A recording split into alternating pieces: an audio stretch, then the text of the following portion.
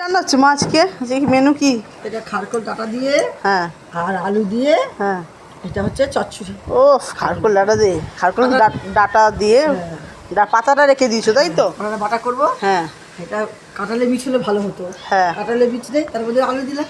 আর কি রান্না হচ্ছে? আর কি রান্না? আর হচ্ছে এই যে মাছের মাথা দিয়ে। ওয়াও দারুণ কালার এসছে। ও মাছের মাথা দিয়ে হ্যাঁ আলু দিয়ে তরকারি।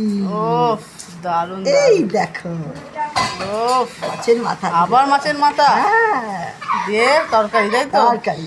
ও তাই তুমি আজকে চৈকিতে রান্না করছো কেন?